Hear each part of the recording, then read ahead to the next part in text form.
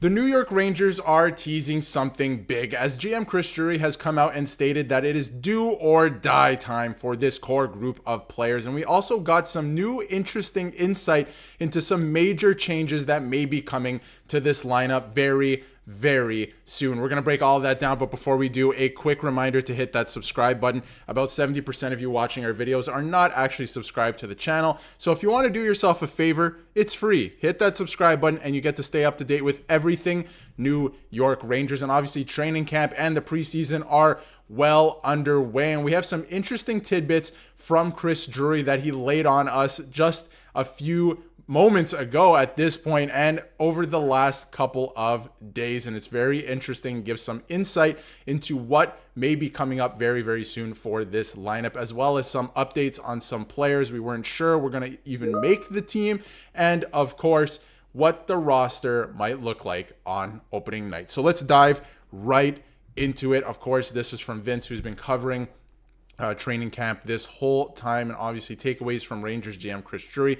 The pressure is on to take the final step. He wants to win the Stanley Cup, and this is a direct quote from Chris Drury. Obviously, our ultimate goal is to win the Stanley Cup. Personally, I'm always trying to find ways to be better at my job and do things that allow us to compete for a cup every year. That starts each and every year at training camp, and I'm looking forward to having Peter Laviolette for a second training camp. Hopefully, they have a good camp and another good regular season to give ourselves a chance to get in the playoffs. Now, obviously, a lot of Rangers fans are going to read that and go, listen, we had a great regular season last year. We need playoff success. You know, what has changed? And Chris Drury is putting everything on his shoulders. He's taking the accountability at this point. Everything he said so far through training camp, he wants to take that final step, and he understands this could be the end of the line for this core group of players. I'm talking about Panarin, Zibanejad, Jacob Trouba. Certainly Jacob Trouba looks like he may be, they may move off of him after this season. So he understands that this is the last chance with this core group of players to win a Stanley Cup.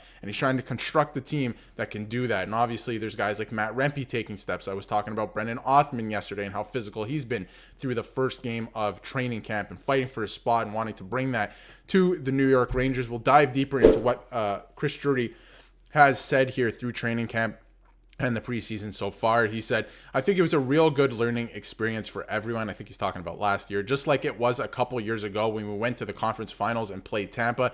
He said of last season's Eastern Conference loss, just more things that players have seen, learned, different ways to win games, different things that are required to win games, to win series. Obviously, Florida had a heck of a team. They're the Stanley Cup champs, and I think all of our group individually and collectively took a lot of lessons out of that series. I'm sure they're all looking forward to applying them as we get going in training camp and the regular season. And when you break down this quote, I mean, he's giving praise to the Florida Panthers and, the type of hockey that the Florida Panthers play. I don't think the Rangers, should get away too much from what they do, because obviously the President's Trophy winners last year, and they had a great regular season, obviously made it 3 rounds deep in the playoffs, but they have to add some more elements of what Florida has in terms of the physicality. And obviously he goes on to say that, a lot of players individually and as a group, right? And Jacob Trouba wears this as well, should be taking that series loss as a lesson and what to apply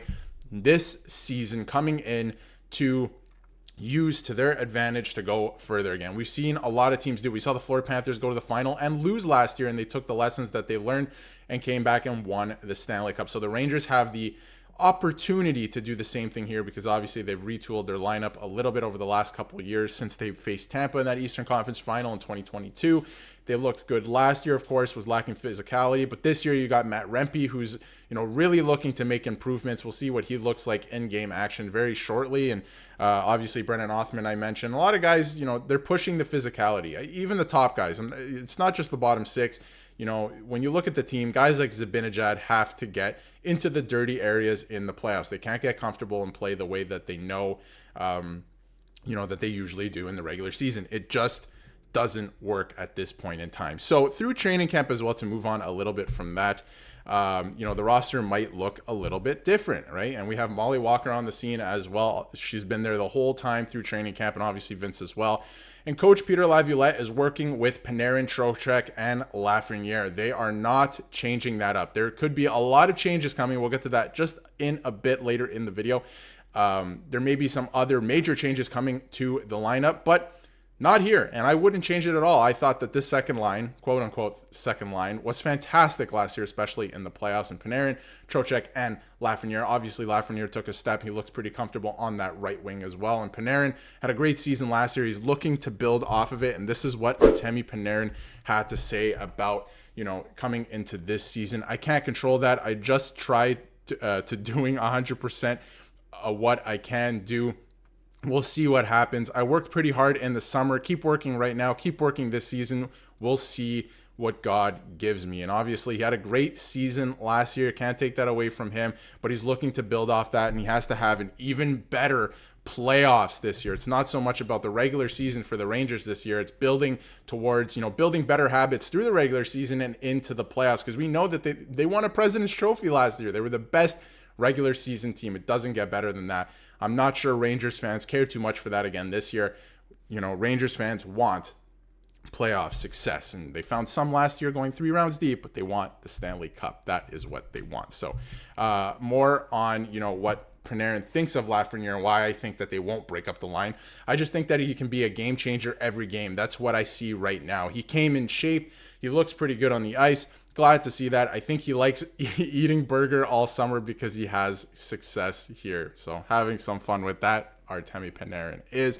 Love to see that, joking around with teammates through training camp. And this is what Vince has to say about the special teams work, because obviously we didn't see a full roster in Boston the other night. We should see something closer in the next couple of games to what the roster should be like. They're still, working out a couple things here and there and giving players a chance, but we haven't seen any special teams work yet. But he is debating who the 6 forwards will be on the main PK guys and the five set for the power play. Zibanejad, Kreider, Trocheck, VC, and Carrick. But who's number 6? Riley Smith, Will Cooley, Kakko, could it even be Rempe? Now, I'm not sure about Rempe to start, at least. Rempe could be a very interesting option, I think, in that way down the road. I'm thinking it's got to be Riley Smith because of the amount of money that he makes. He has to take on probably a big role with the team this year. Not as big as, some of the other guys making way more money than him, but I think he's got to be put in situations, more on the special teams. He can't just be a 5-on-5 player. And obviously, I like what Will Cooley brought to the table last year. Kakko, I'd like to see given more ice time and more situations. I know a lot of you are saying, stop with the Kakko experiment. It's over.